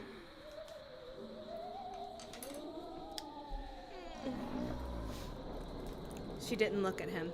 I knew you'd come, she said. I just knew it. He stared at the back of her head, at her golden hair which fell in long tangles over the gray shawl. He wanted to kiss her again. He wanted to wrap his arms around her. He wanted to feel her hands on the back of his neck again. He reached out and put a hand on her shoulder. That's why you called? You just wanted me to come here? She turned around, her face expressionless. She looked at him but didn't say anything. When I was at your house, a guy answered the door. He had to ask her about it. He just had to. He knew she was real now. So why did her family say she was dead? My brother, Brad, she answered, still expressionless. She stared straight ahead at the clouded windshield. When I asked for you, he got real upset. He said you didn't live there. Brad'll say anything, she whispered, still staring straight ahead at the fogged windshield. But he... Please don't make me tell you about Brad. He's crazy. Don't make me say any more. Just stay out of his way. He can be dangerous. Her whole body shook when she said that word. He told me you were dead, Corey blurted out. For a brief second, her eyes grew wide with surprise. Then she pulled the door handle, pushed open the door, and jumped out of the car. Corey made a grab for her, but she was already gone. He threw open his door and climbed out. The wind blew a clump of leaves onto the legs of his jeans. Anna! He called to her, but he knew he hadn't shouted loudly enough to be heard over the wind. He started to run after her, but she had disappeared into the darkness. Anna! He called one more time, but she was gone. The wind seemed to grow stronger. The tree limbs above his head rattled like bones as the dry leaves circled and spun at his feet. He tasted blood on his lips. Yeah. He was filled with longing to understand her, longing to know why she had run away, why she wouldn't answer his questions, why she was so terrified of her brother, longing for more kisses. He was only a few feet from the car when something big and powerful leapt onto his shoulders from behind. Chapter 11. Voltaire! Chapter 11. Bankruptcy. Jesus fucking Christ. Every goddamn time. Corey, wake up. Come on. Huh? Wake up. Get out of bed. Do I have to get a crane to pull you up? Huh? I've been trying to wake you up for 10 minutes. What's your problem? Didn't you sleep? Oh, shit. I've been doing the wrong mom voice. I've been trying to wake you up for 10 minutes. What's your problem? Didn't you sleep last night? His mother grabbed his shoulder and started to shake him. Ow! The shoulder throbbed with pain. He jerked it away from her. It was all starting to come back to him. His shoulder hurt because the gigantic dog had jumped on it. Corey, come on. You've got a gymnastics meet in 2 hours. You'd better wake up. His mother was more amused than annoyed. I read that perfectly. She'd never had this much trouble waking him before. Every mother in every book we read is Julia Childs. Nice. All right. Of course, he had never spent half the night on Fear Street before, and he thought of Anna's kiss. What are you smiling about, Corey? You're acting downright weird this morning. I don't know how to do a Julia Childs No, voice. I think it's vaguely perfect. British. All right. Sorry, Mom. Good morning. He tried to clear his brain, and he smiled at her. Only his mouth wouldn't cooperate, and it came out all crooked. What? Like he had a stroke or something. He tried to look normal, but he didn't want her to ask a million questions. Only if his back and shoulders were killing him. What day is it? Saturday, she said, turning to leave. Saturday? The meet against Farmingville is today. Didn't I just say that, or am I losing my mind, too? What do you think the main export of Farmingville is? Corn. Galoshes. Corn. Tennis rackets. The Corningtons, the Cornwallis's, Corey. Fear. Fear. He sat up in bed with a loud The crow. main export is fear. Yes. It's a Turned cologne. around and looked at him. Hurry downstairs before the breakfast gets cold. What's for breakfast? Cornish game hens. They both laughed. It was one of their favorite jokes. After she left, he carefully pulled off his pajama top and surveyed the damage to his shoulders. They were just badly scratched. That huge Doberman, Voltaire, had pounced on him as if he were a mouse. How are they going to have a scene like that without that old guy? Right? Get him, Voltaire! The whole scene with all of its horror replayed itself in his mind. He heard the low growls again, felt the dog's hot breath on his back of his head. then felt the jolt of the giant paws bearing down on his shoulders, pushing him to the ground, pinning him down. The dog's massive jaw snapping loudly as it snarled over him. Dare he give himself to him? Sorry, did I go in the wrong direction? No, that's right. No. Yeah, it's accurate. You're doing a great job. Oh, thanks. It seemed to him he was down on the ground for hours before the strange neighbor in the gray slicker had arrived. "Get down, Voltaire! Sit, boy!" he had said calmly, with no emotion at all. With no emotion. Not like when those antique precious cans were The dog obeyed immediately, backing away, silent except for its heavy, excited panting. "You back again, son?" The guy didn't even apologize. He just stared at Corey suspiciously as Corey, slowly, painfully, pulled himself to his feet with a loud groan. "Visiting the Corwins, were you?" the man asked, petting the Doberman's slender black head as if to congratulate him on a job well done. I was just leaving," Corey stammered, his heart heaving in his chest, his shoulders aching, his head spinning. "Most folks don't come around Fear Street in the middle of the night," the man said, his expression as unrevealing as ever. Most people don't walk their dogs at 2 a.m. Yeah, also that. Burn. It sounded like a threat to Corey. Corey didn't reply. Somehow he managed to climb into his car, start the engine, and drive away. The man and the dog stood watching Corey until he was out of sight. What was going on here, Corey wondered. Why was that weird guy always there when Corey parked near the Corwins' house? Had he been watching for Corey? Was he really a neighbor? Was he spying on Anna? It's her crazy brother Brad wearing a disguise. That's a weird conclusion to jump to. Fuck, dude. Oh boy. It's like R.L. Stine's reaching for straws just like we are. Like, what the like fuck R.L. could it Stine's possibly be? Writing this Let's book going list like, everything. "Oh boy, what is it gonna be, guys? Because I don't know either." I'm just gonna write all these ideas down and pick one later. Get real, he had scolded himself. But who was he? Now it was the next morning, and he was less than 2 hours away from the Farmingville meet. He looked at his scratched up shoulders in the mirror. Was he not wearing a shirt when the dog jumped on him? Like, what the He was wearing a down jacket, he said. What the fuck? The only thing that doesn't denote that he's just flying by the seat of his pants when he writes this is that there's so much obvious shit in it that is just there to fill up the page. Mm-hmm. Yeah. But without those bits, it would just be him going like, it's the story about a gymnast. She's a girl. And I'm just going to start from there. It's a tight 30 pages. Yeah. It really would. I could knock it out in 3 chapters if I wanted to. How is There's he going? just too much stuff that's just doesn't need to be there. That's purposely there to just fill up room. Yeah. How is he going to explain them to Coach Wellner? How is he ever going to get up on the rings? He swung his arms around, testing them. Not too bad. Maybe he could work out the ache.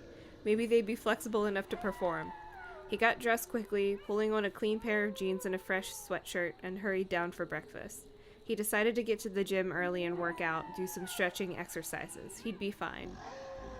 I feel like the scratches would hurt more than, like, a sore muscle from a dog jumping on you. Mm-hmm. Yeah. But also, like you said, why would he be scratched when he's wearing a fucking down jacket? Oh, like, did the dog, like, literally try and kill him? Like, just Yeah, rip just at him? mauling. He thought of Anna. Stay off the moors, Yeah. Corey. How soft she was, how warm. At least he had proven that she was alive. Wow, was she alive? That was in the book. Yeah. I think we've all Frenched a ghost to know that maybe she's dead. Yeah, he'd be fine, Corey decided. He'd be perfectly fine. Disgustedly, Corey tossed a towel over his shoulder. He started pacing behind the team bench. There's a page break. Okay. Just to let you know. He started pacing behind the team bench and bumped right into Lisa. Ow! She cried, rubbing her shoulder. Watch where you're going. Hey, what are you doing here? There's a meet going on, Corey said. Really? How would you know? She cracked. Give me a break. Did you come here just to insult me? Corey asked glumly. He picked up his pace. She hurried to catch up with him. No, sorry, it just slipped out. She put a hand on his shoulder to stop him, but he pulled away in pain. What's the matter? I strained it, I guess. He didn't have the energy to tell her the truth. He wouldn't know where to begin. You were watching the meet? No, not really, babe. I got here just in time to see your bar routine. It wasn't a bar routine. It was a clown act, Corey said with genuine sadness. Didn't Nicolas Cage and Cher date at one point? Is that a thing? They were in that They movie were together. in Moonstruck. I don't know if they dated. Yeah, okay. So that's enough for me. Okay. Sorry. She They said. dated in the movie. She started to pat his shoulder again, but quickly thought better of it. I came to tell you something. Something I think you'll be interested in, babe. She looked tense. She was biting her lower lip. Ooh, that's a sign. Excuse me. Can it wait till after? Coach is gonna... It's about Anna Corwin, babe. She said. Tell me, he said, tossing the towel to the floor. She frowned. She took both his hands and pulled him to the side of the gym. We were at my cousin's house last night. She told him, leaning back against the tile wall. Which cousin? What does it matter? You don't know any of my cousins. Oh, right. Why Is this the filler you were mentioning, Why are Chris? those lines in there? What the fuck? I love when my points prove it. Oh man. My cousin had a friend over, a girl who goes to Melrose, and I was talking to her, and I asked her if she knew Anna Corwin because Anna used to go to Melrose before she transferred here. Yeah? And? Well, when I asked her about Anna, the girl got this funny look on her face. She actually went pale. Why? Corey asked impatiently. What did she tell you?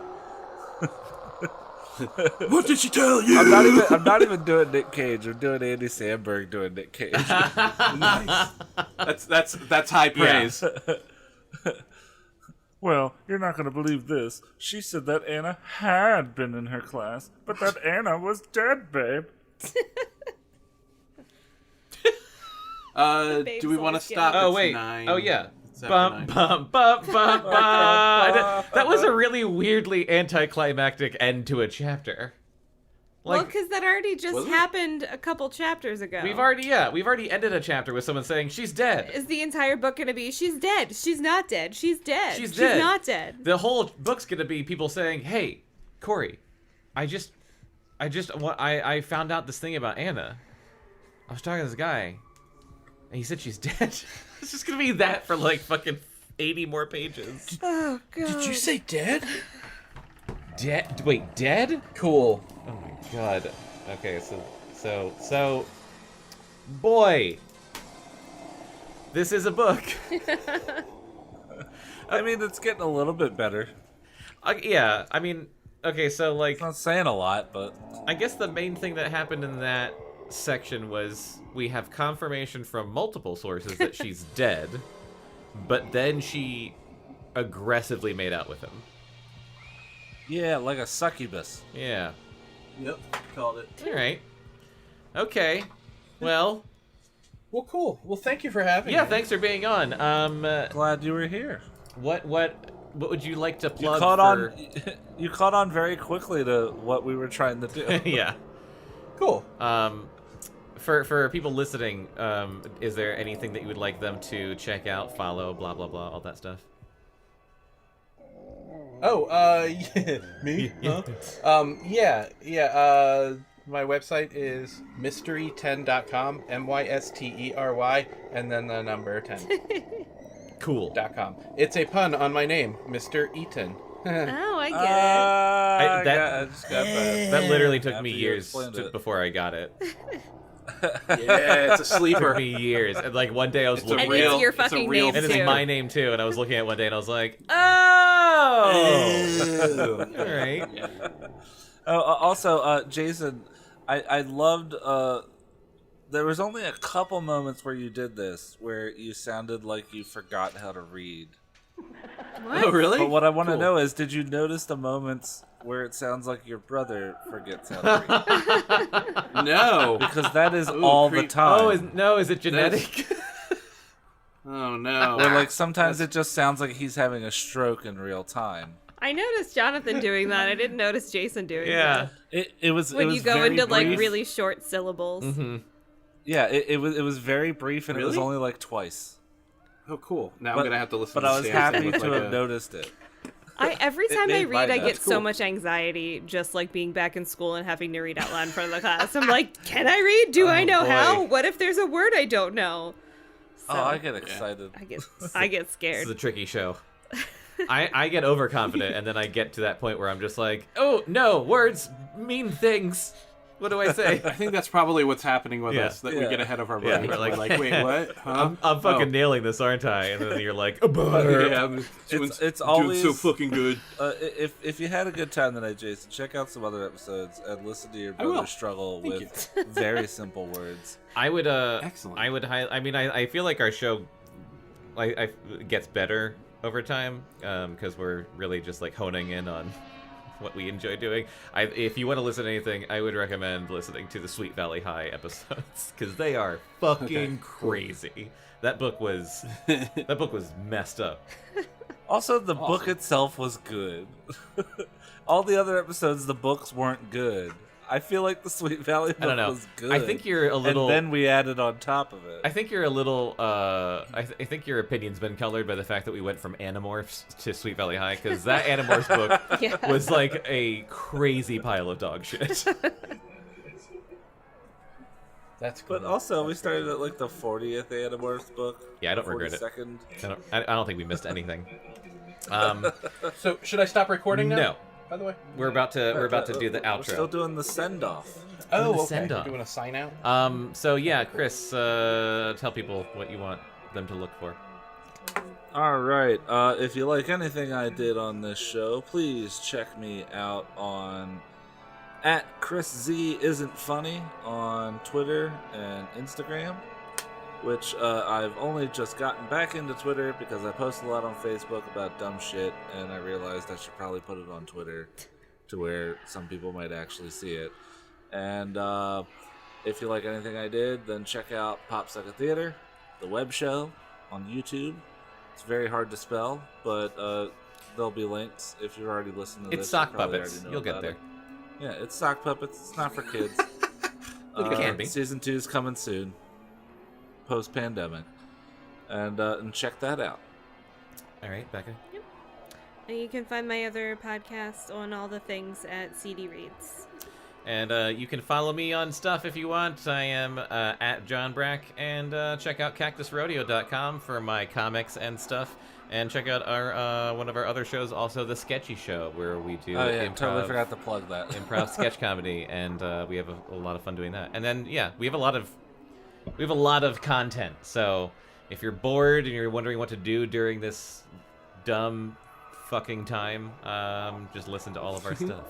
So anyway, thanks for coming on the show, and thanks for listening, and we love you. Bye. Bye. Bye. Bye. Stay sexy, don't get murdered. Below Grade Level is a Cactus Radio production. You can contact us at podcast@cactusrodeo.com. Subscribe and follow on iTunes, Stitcher, and Spotify, and follow Cactus Rodeo on Facebook, Instagram, and Twitter for more entertainment and updates.